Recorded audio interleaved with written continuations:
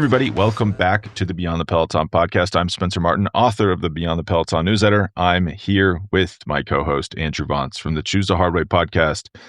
And now, a Substack, a newsletter. Check it out. It's in the show notes. We have not really discussed the Tour of Flanders that today, Pogačar won, Andrew, but I'm quite excited to talk about it with you, as well as the upcoming Paris-Roubaix. And I don't know if you've been watching, but the Tour of the Basque Country. Now, it's been a slow burn. Not a lot to say yet, but it could get interesting. Maybe half the Peloton will crash out and it will have massive implications for the Tour. I have noticed not a lot of big Tour de France contenders at this edition of the Basque Country. Perhaps they've learned their lesson. But first, I want to talk about our generous sponsor, Join Cycling. Beyond the Peloton listeners and readers get a free month on the Join Cycling app, which...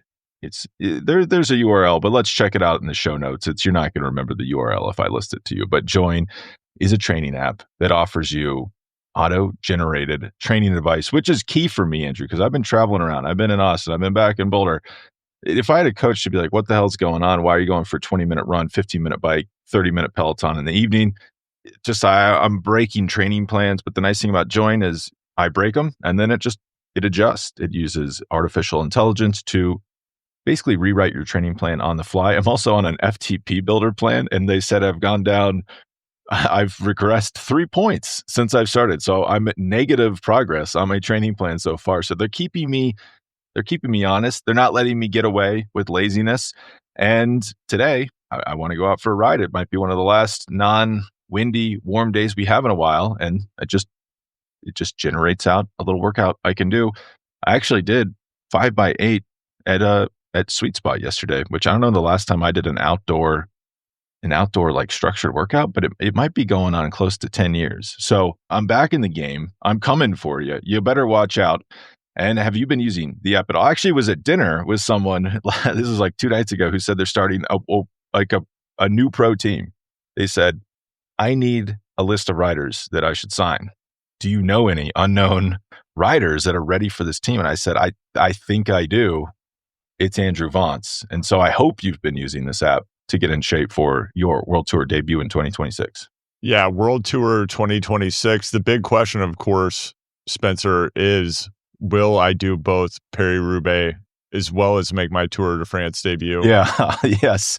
That is a good question. Yeah, I want to create a little suspense around that to really maximize marketing value for my future sponsors. But what I can do for now, when I have days like yesterday where it snowed 4 inches, and, the time demands of working on the Substack, always the hardway.substack.com, and a few other things became such that I needed to make some alterations to my schedule. That's one of the things that's nice about Join is your schedule changes, and, maybe sometimes you have to miss a workout.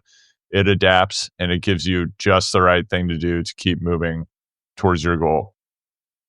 So, speaking of goals, I think Pogačar, he said the Roubaix thing too early. He should still have not announced it. So we're sitting here like, is he going to race?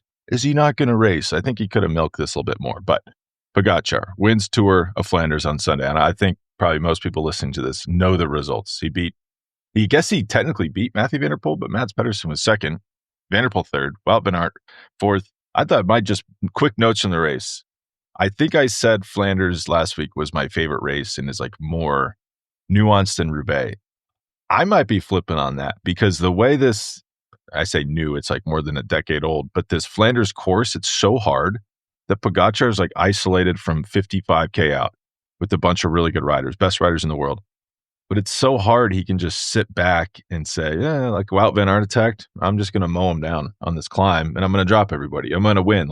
It's almost too...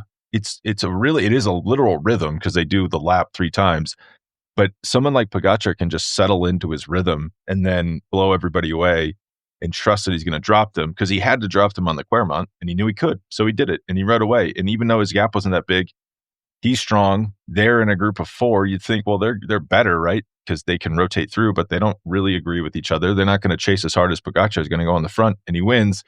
Roubaix is going to be different because if Wout van Aert rolls off the front going into a cobbled sector, not so easy to pull that back because if you pull that back, someone could be on your wheel and then you're like, oh, I don't want this person following me. But back to Flanders and then Wout van Aert fourth. I think Jasper Stuyven 5th. So really good rides from Stuyven and Van Aert. I was really impressed by them. Van der Poel was objectively quite good. We should say all these guys going up these climbs faster than they've ever gone in their life. So like the Quaremont was I think Pogačar set the record. He set the Strava record, certainly. And then Wout van Aert set his fastest time ever. Van der Poel set his fastest time ever. This was on the second pass, by the way, with like 55K to go. So if you look at Van Aert, I've heard this said, like, oh, he doesn't look as explosive as he used to. It's like, well, yeah, because he's going 50 watts higher sitting on Pogačar's wheel than he used to. Like, they're all going faster, so they're going to be less explosive because they're pinned basically before the move even comes. But Pedersen, I thought like Pedersen really stuck out. Like maybe he was not rotating through as hard in the last 10K, and that's why he could sprint to second, but he was clearly the strongest guy in that chase group. Van der Poel claimed to be sick on antibiotics. I guess I believe that, but he was pretty good for most of that race. And if that's Van der Poel on antibiotics, I'd hate to see him off those antibiotics. But I don't know. What do you think about this? This kind of classic Masters tactics where it's like you say after the race, like, I was actually sick. I was really sick that whole time, and that's why I didn't win. Or do you think Van der Poel is going to like come out of Roubaix and he's going to be unstoppable because he's not going to be on antibiotics? Yeah, Van der Poel was very gracious in his post-race interview, and he said, "Hey, it doesn't matter what happened," because he also hit the deck during the race. He said, "You know what? The best rider won today. Even if I'd stayed upright, I wasn't going to win this bike race." It was only after the fact that we then had this slew of third parties and interviews with podcasts and various sources in Europe advancing this argument on Van der Poel's behalf that he actually had been sick since the week prior because he had been cold on the podium when he won. This is right. Yeah, this gets rolled out actually more than you'd think. The old cold podium. Yeah, cold podium. I was surprised that there wasn't something about him having heating or cooling in a room that he slept in. He had AC in his Spanish hotel room. So yeah, totally. So a lot of those types of comments, he didn't make them, but yeah, he did have third-party validators perhaps on his behalf advancing this theory, which, when you get smashed in the manner that he did at Flanders, you got to launch some kind of psyop if you want to try to get in Pog's head, which seems to be impossible. Especially when, as we saw at Flanders, Pog is on his fast bike, right? He had his fast bike that day. I know that people don't want to he had his regular bike. That's what I'm saying. His regular bike is his fast bike. Yeah, you're right. He's not messing around with this sponsor BS. Yeah, with the new spaceship. So he was on the bike that he wins bike races on. That was the first observation that I had. And then I started to think of, there were a lot of intriguing things in this race. Pog's performance being the foremost among them. We talked about this on the previous episode.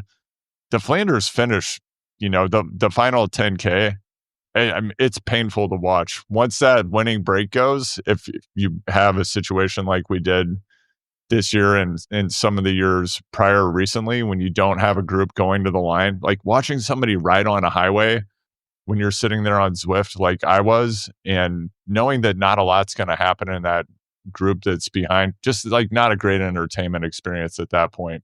Everything up until that point, pretty good. I'll take it. So that's one thought I had. Spencer, I was really curious at the point at which Wout needed to try to get up to the group. So he needed to try to bridge once he'd been dropped. I just didn't understand. Maybe his teammates didn't have anything and they couldn't contribute to pulling him across. It did seem weird to me that he just attacked instead of working with his teammates, with Tish and Mathieu, to try to bridge that gap. Yeah, I did think. I thought like the whole race, like even go back to like 55K to go. It's like, Pogačar pulls him out. They're right in front of the peloton. And I saw some people being like, oh, the race almost came back together. But it's like, that's an illusion. That's a mirage. Doesn't matter if they're together because they're just all going to break up again once they start hitting like the Koppenberg, the Tymberg, I believe, is one of the climbs. They go back over the Quaremont. So like, it doesn't really matter. Like everything you're looking at is not real. what you need is like a minute between you and Tadej Pogačar. Because if you don't have a big gap on him before you hit that last pass of the Clermont, you're not going to make it. So it's like, and people are so like Tej Benoot, by the time they get to him, I don't think he has anything because he's been up the road. Mathieu Jorgensen looked, I mean, the guy got, what did he get? He did get caught by the Peloton. So his placing is quite a bit lower than I think his performance was, but he didn't look at his best. So it's possible too. Like they just don't have anything. Like think Van der Poel catches Quinten Hermans, his teammate, and just blows right by him. He's like, doesn't even ask him to help him. Right. I think like you can see people out there, but they're not there. It's just their spirit is gone from their body. They are able to offer nothing. Everyone is on their own. Basically an individual pursuit done on the road with other people because this race is so hard for 6 hours. Hand up, Van der Poel. I thought like he was out of position the second time up the Clermont, and he had to like really close a big gap while they're doing a record time up the climb. Yeah. He comes from deep in the field, and I was like, whoa, like this guy is going to win this race. He's flying. Looking back, maybe that was his race-winning move. He burned right there. But like I was watching with the couple people pretty good at bike racing, George Hincapie, Bradley Wiggins, Lance Armstrong, and they kept being like, Van der Poel's swinging. He's swinging back there. He's almost going to be dropped. And I'm looking at the same guy thinking like, I don't know. He looks pretty good to me. Like, I don't think he's going to get dropped. But clearly they saw something that I did not because he was swinging. He did get dropped. Also Van Aert can go from looking like middle of the exciting section, looked terrible. Yeah.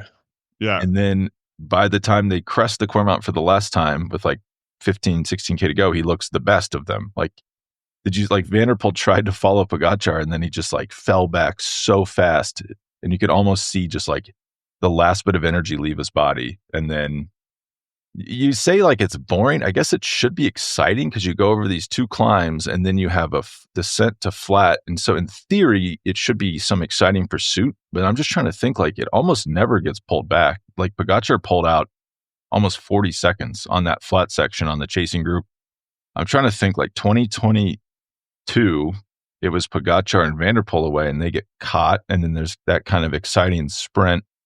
I believe maybe Van der Poel got caught again in another year, but yeah, you're right. Like almost nothing. It's like a section that should be some pursuit, exciting style racing, but it is almost nothing ever happens. Like whoever is first over the Paterberg almost always wins the race. Now that I'm thinking about it, so I guess they have to get to town, but then they get to town and they don't finish in town. So why are we riding to town? Like, what's the point of that? It is a very strange finish and uneventful. I mean, one thing I will say in favor of the finish is at least they don't have an exorbitant amount of road furniture. It's wide open. So we don't have the problem of which way do we go with the roundabout? Is there a pole someone doesn't see that they accidentally ride into while they're trying to finish a bike race? So it's got that going for it. And on that note, have you read, Spencer, about the changes going into the Arenberg Forest that we're going to see Paris-Roubaix this weekend, which I think are going to completely change the dynamics of the race?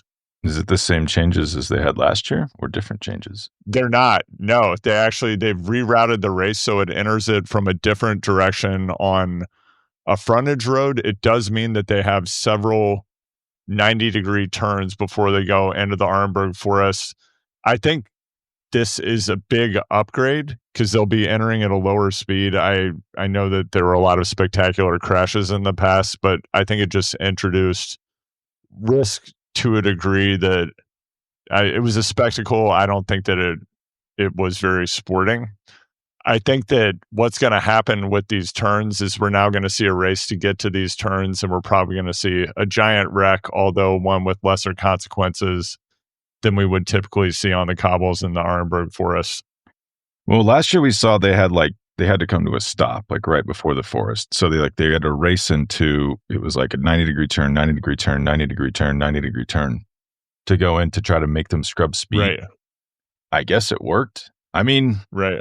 You can't say we can't add something that's going to add speed because every part of the course you add speed. If you're like, okay, this is dangerous, let's do a 15-mile race with no turns, it would be so fast and dangerous because everyone would be racing for the finish line. So you're always going to be adding speed. I guess the forest, I mean, entering the Arnberg Forest at like 45 miles an hour or whatever they're entering at by the end of the time where they had clean runs at it, probably not safe, not a good idea. I cannot scroll on the map. What is going on, Velo viewer? I'm trying to see this frontage road. So I guess everything's an improvement on that, because you probably shouldn't have people coming in. Like, people were coming in so fast and like their wheels would explode the moment they hit it. And then that's truly not good. And then you're crashing on those cobblestones. So anything is an improvement. I guess you could ask, why don't they just get rid of the Arnberg Forest? They must love it. Can't get enough of it. Come on. Yeah. I feel like there's definitely been years where okay, so this actually looks like a way better approach than last year, because they leave the big road. Like, they're going straight, but they leave the big road, so they have to slow down to make the turn, and then they're turning as they come onto it. Yeah, exactly. Like it. Some interesting, it'll be interesting comments as well from Thierry Govenu. Is that how you say his name? Yeah. What's he saying? Yeah. So the person who runs the race, he has said that he believes, it's almost like he listens to this podcast. He says he doesn't think that Pog's biggest competition is the other riders. He thinks it's the cobbles. So he's like, hey, let's. Can you just always say that? I thought was a pretty. My competition isn't Pogačar, it's gravity, because it's holding me down. Yeah. I think I am curious. Of course, there are all kinds of different theories that you need to be heavier so that you stick to the stones better. It just keeps your bike more compressed as you're going across these rough surfaces. Is that dated thinking, though, Spencer? I mean, I was looking, as you know. Yeah. What do you think? Well, so actually talking to a few Roubaix contenders last weekend. So I always thought this was BS, because the reason being heavy helps is because you can put out a frick ton of watts, because most races, there's a climb. So sure, if you have an FTP of 550 and you're 90 kilos, that's all great until you're on a long climb or you're on the Clermont, and then Pogačar's dropping you. But even at Flanders, Pogačar had to do like 0.3 watts per kilo more just to go the same speed as everybody else, because when you're that light, it doesn't help you as much when the climbs aren't as hard. At Roubaix, there's almost no climbs. So it's really just how many watts can you put out? And you know what? Heavier people can usually put out a lot of watts, and suddenly they're not penalized for it. That's why I always thought heavier riders did well. I think it was Bradley Wiggins was saying, well, when your PSI is at 100 and you're on 23 mil tires, you are literally bouncing. So heavier people maybe didn't bounce as much, but it was either Wiggins or Johan Bernal who said that they think that the wider tires and the lower pressure have like negated that advantage, because now Pogačar is like riding 50 PSI and he's not bouncing around, like literally he's not getting air over the cobblestones. So it's actually helped lighter riders a lot. Go figure, not literally getting air every time you hit a cobblestone for 6 hours straight. So potentially there was an advantage, like you did actually literally stick to the stones more as a heavier rider. That's probably can be, I mean, on that logic, look at like mountain biking. Shouldn't the bigger rider win every time? Because you're sticking to the ruts, you're sticking to the mud. It's like there's plenty of light riders in mountain biking that aren't being ejected off the course. Like PSI can fix this problem, and I think that's what's happened. I did get a little text from someone inside Van der Poel's camp, though, before Flanders. I feel like his PSI was not as low as you'd think. Like he was running 30 mil tires at like 4.4 and 4.2 bar, which is like 60 something PSI, which is like what I run. I have tires that measure, they are listed 28, they measure 32, and I run them about like 65 to 68 PSI, like on the road. So it's funny that like what do we think Van der Poel weighs? He's listed at like 75 kilos. What do we think Van der Poel weighs? 75 kilos? Yeah, okay. Let's say 78. Okay. Yeah, so his bike and rider weight is probably around 182 pounds, I'm guessing. Let's take this over to the Silco tire pressure calculator. I mean, I would guess Pogačar was it. But look at the guy who got second at Flanders. Like Pedersen was running like 34. Just surprises me that more people don't just blow it out. Like, why stop at 30? I don't know. Are they thinking they're going to be too slow on the road sections? But is 30 slower than 34 on the road? Do we know that? Yeah, I'm not sure. Well, it's got to be. All right. So, I mean, I think that what was he running? He was running how many bar? Like 4.4, I think, rear. Whoa. That is pretty, it's pretty high pressure, actually. Yeah, I know I shared with you, I have been rewatching past editions of Roubaix, at least.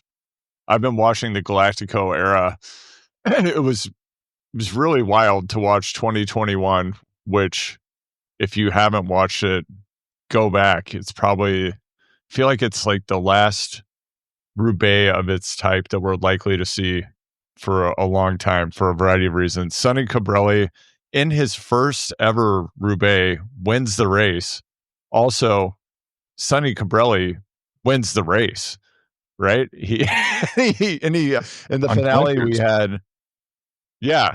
we had Florian Vermeersch and Mathieu van der Poel, Sonny Colbrelli going into the velodrome. Wout was like way back there, and I don't even like what's Florian Vermeersch doing. Is he still in the world tour? I'm Oh, ignorant. yeah. I don't. He's like, he's key. He's the one who launched Pogacar's attack on Sunday.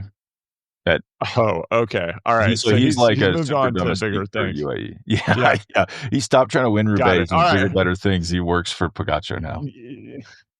Well, yeah, I'm sure he's being paid handsomely to do so. But that would explain why we're not seeing him do things like contesting classics victories, which I'm sure he could be doing were he not doing what he does now. Well, you look at like Niels In Pollitt got addition, third at Flanders last year, and he was like being burned 70K from the finish line. Like it's like right? Pogacar has guys working for him Wow. that could win these races. It's crazy. Okay. Yeah. All right. Wow. That's bananas. In that race, we have the rider who would have won the race had they been on appropriate equipment was Gianni Moscon. Moscon flats, and they give him his spare bike, and the tires must have been at like 110 psi. It was so ridiculous. And they're like, yeah, he had to be on 25 mil tires. They had to be, I mean, we're maybe exaggerating, but it was like slip and slide. The guy couldn't stay he could upright. literally not ride his bike. That's how high the pressure was.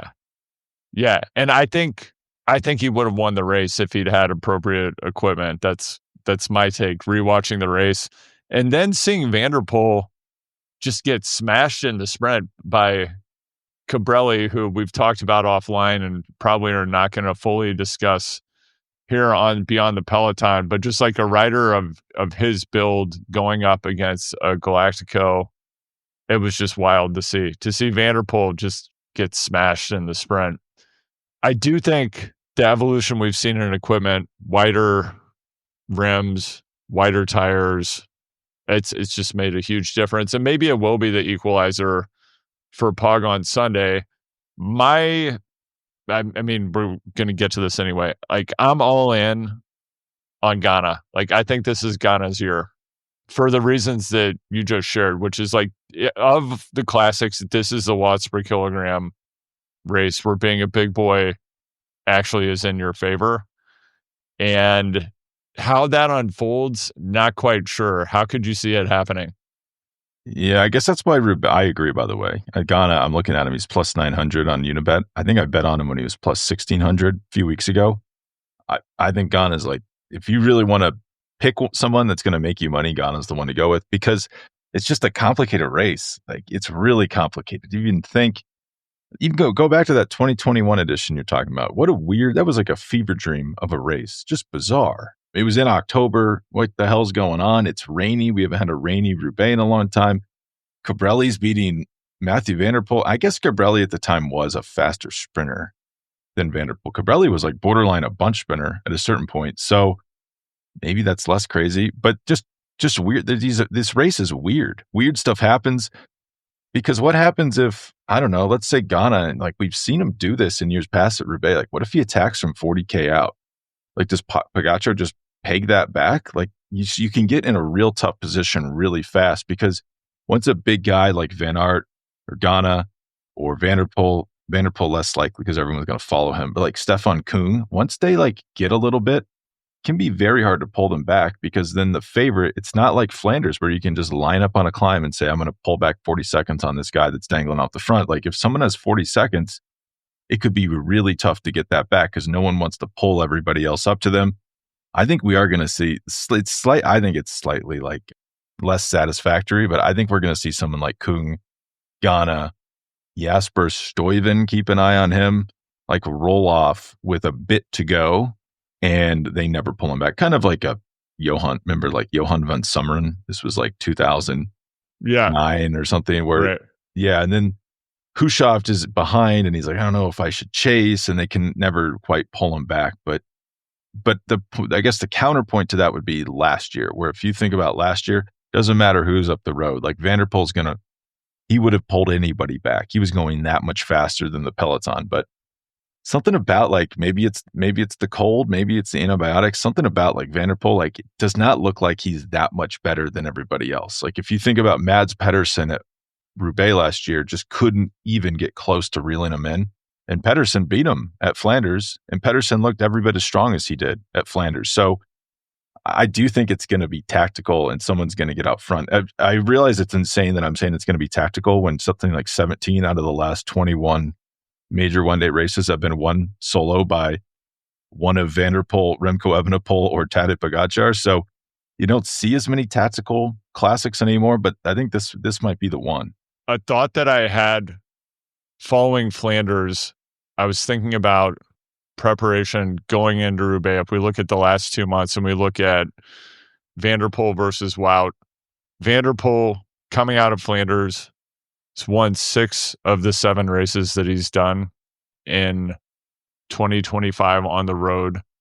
Wout had been on the volcano prior to last week. He's now off the volcano. We saw him struggle, then we saw him look a little bit better. Or actually, he looked a lot better in Flanders. He was looking pretty good.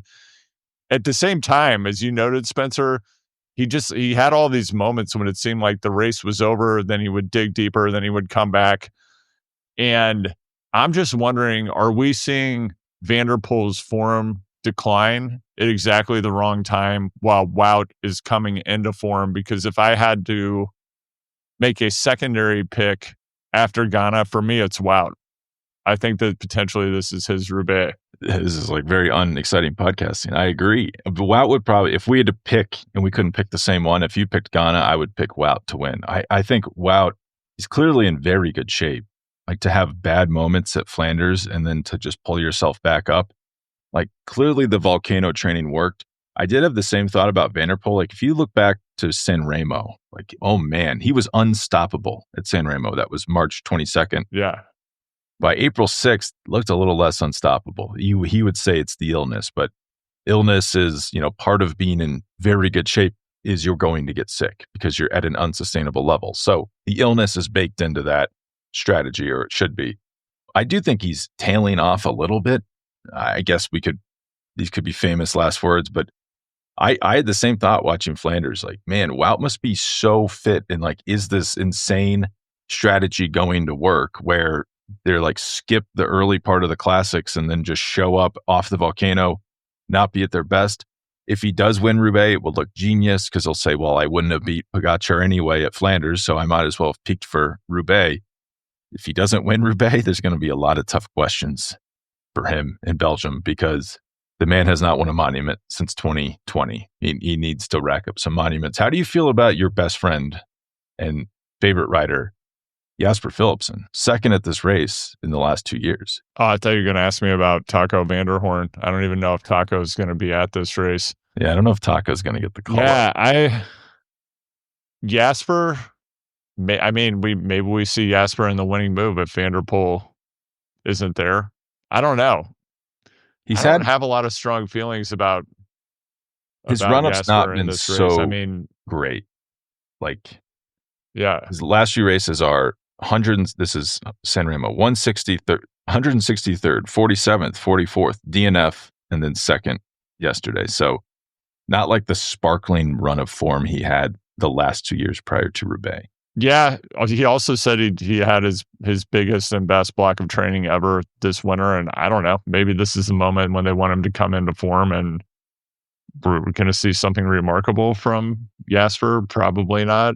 I mean, one of Van der Poel or Jasper will flat, would be my guess. Yeah, I mean, yeah, I think that that's likely to happen. Something we didn't talk about at Flanders, another remarkable thing that happened there, Colby Simmons makes his World Tour racing debut at the Tour of Flanders and finishes 94th. What a race to have be your first at bat. Why do teams do this? Magnus Shepard? No, it was I don't AJ know. August. The same thing with Ineos. So like, hey, you want to race Roubaix for your first race? Like, why do teams do this? Yeah, I'm looking at his schedule prior to that. He did the Tour of Rhodes and Settimana Copia Bartoli. So these were both, it was 2.2, 2.1 Pro Tour races, and then it's right into the World Tour at Tour of Flanders. And I mean, 94th is a great result. I just wanted to see his brother really good there. result. I mean, they must have had a shortage of riders, I guess, or they thought it was good training for him. Do you think he's going to call his brother and say, guess what? I just found a race that's perfect for you. You should race this, man. What? No way. Yeah, I saw what you've been doing at the shootout. I think that, you step out of your role as a sub 25 kilometer specialist, and this is what you target next year. I think Quinn Simmons, what is he? I think he's doing Basque Country. I think he is. I want to make sure I have this right. Like, I couldn't think of a worse race for him.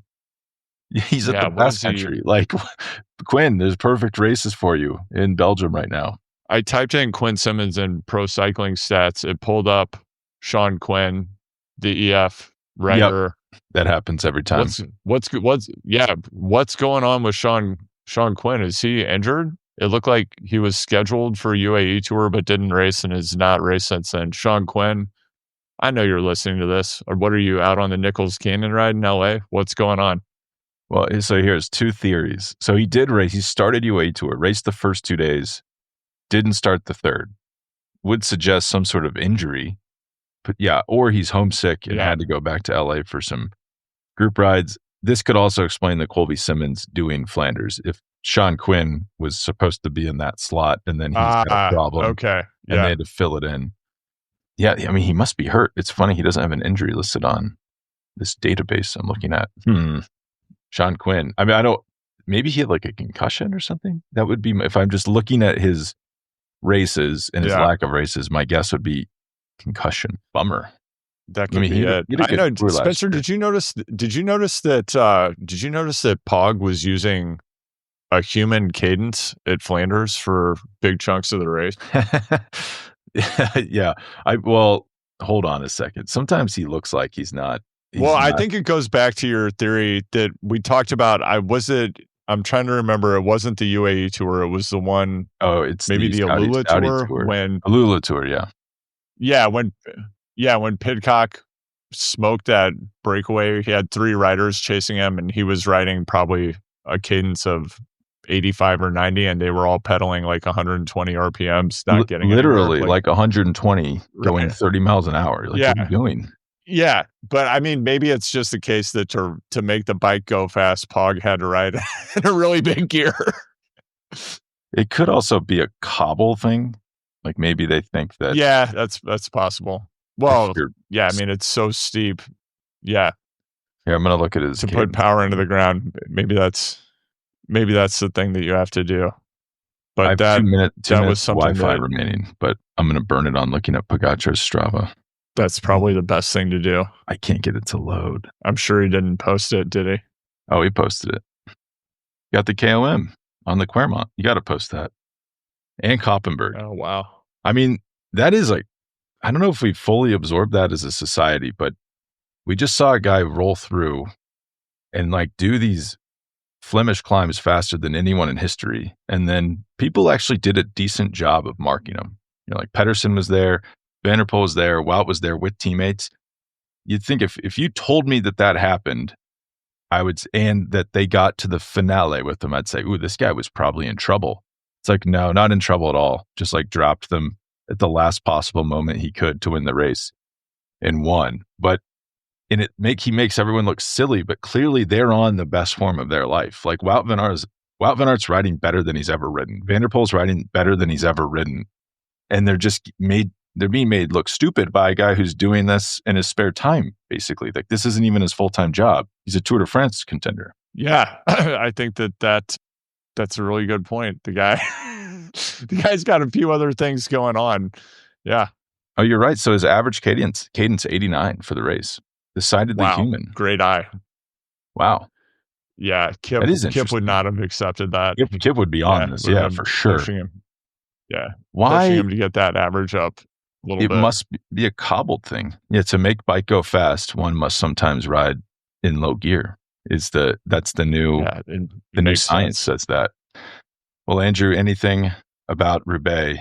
Additive about Roubaix before we take off? One thing to note about Roubaix is that while we know Jonas is recovering from a concussion and is not racing, he's not racing. So whatever carnage might unfold this weekend, Jonas will not be part of it.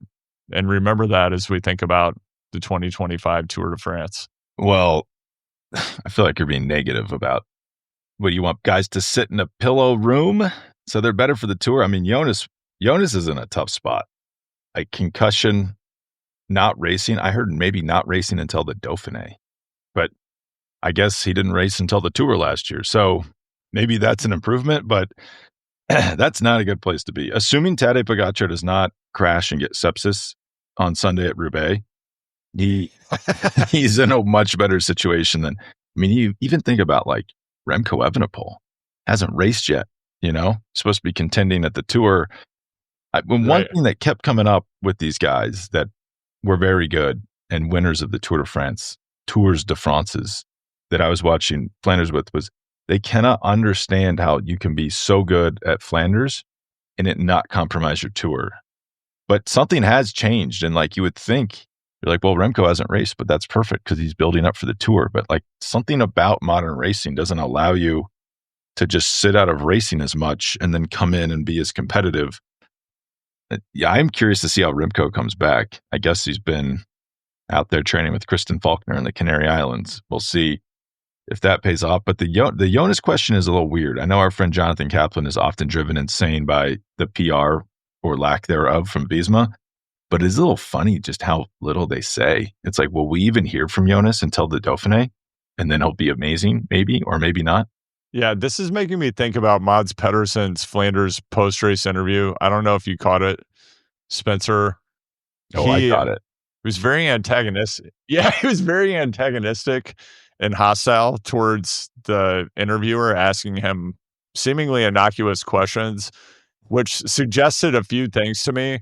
One, I guess in his home country or in cycling press in Europe, it seems like he's being excoriated and is under a lot of pressure. His strategy has been criticized, it seems, of attempting long-range attacks.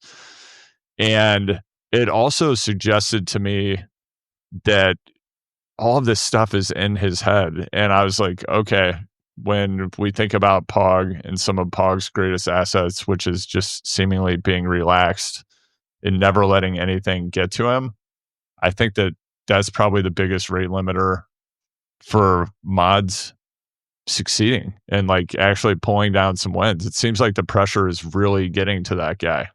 Well, if pressure getting to you and it bothering you is netting you the Classics results in front of Mathieu van der Poel, Wout van Aert, Jasper Stuyven, that's still pretty good. I mean, when Van der Poel, when Pogačar was losing, I think he had his losing years, 2022, 2023. He was a little less like nothing bothers me. I am remembering some prickliness from those, like when he biffed Flanders in 2022, loses the Tour in spectacular fashion, and in 2 years, basically. I do remember a little bit more prickliness and like a little less carefree attitude. I think this is revisionist history. I'm going to go back and watch the tape on that. I will say a concerning sign from my point of view about Pog. I'm starting to see the team putting out more videos of him doing dances, and That starts to worry me. Honestly, I'm like, okay, like I get it. You're footloose and fancy free. Something's starting to drift. Focus is starting to be lost when we're starting to put out the dance videos. He's going to lose the Tour because he's just like, he's busy scouting places for new dance videos instead of focusing on recon of the race, but could potentially maybe blows out an MCL dancing. Like, you never know. Also, like that could happen. But if that hasn't happened to Allison Jackson, is that possible? That would be my question. But Eddie Merckx, please turn off the podcast or mute it, because I haven't said it yet. This guy's the best of all time. This is unbelievable what he's doing. Like, you saying that like if he stopped winning right now, he would win more races than Van der Poel and Van Aert in their career. Like, that's unbelievable. If he just stopped today, like, he has 71 World Tour wins. Mathieu Van der Poel is like 23. And think how good Mathieu Van der Poel is. It's unreal. Yeah, he's doing all right.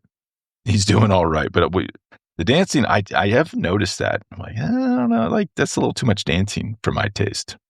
Let's get back to basics, folks. Yeah. Let's keep the team focus. Pog. Maybe paintball, whatever other team building activities. Thoughts on Mathieu Jorgensen at Roubaix? Is he racing Roubaix? No, he's not racing Roubaix. He's smart. He's too smart to be out there. Well, okay, here's your theory. This is your theory. So Pogačar's going to crash. Jonas Vingegaard, not good because he's hurt. Remco, bad season. And then Mathieu Jorgensen, smartest man in the world, skipping Roubaix. And then he's going to win the Tour de France. That's it right there, folks. Boom. That's how he wins. Let me make sure. That could put him. Yeah, he's not racing Roubaix. Yeah, no Roubaix. The Classics block is over.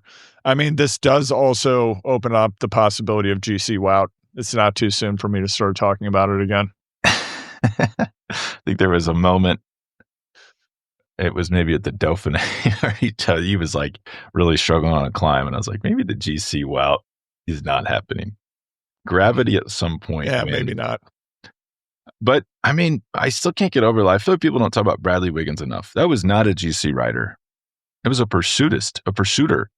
And he just was like, hey, I'm going to lose a bunch of weight and win the Tour. Like, it's not impossible. And if you were telling me like Bradley Wiggins probably is not better than Wout van Aert, right?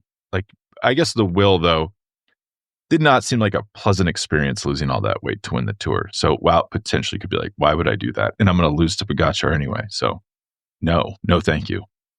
Yeah, I mean, Geraint Thomas is the same build. Man, 71 kilos, that guy.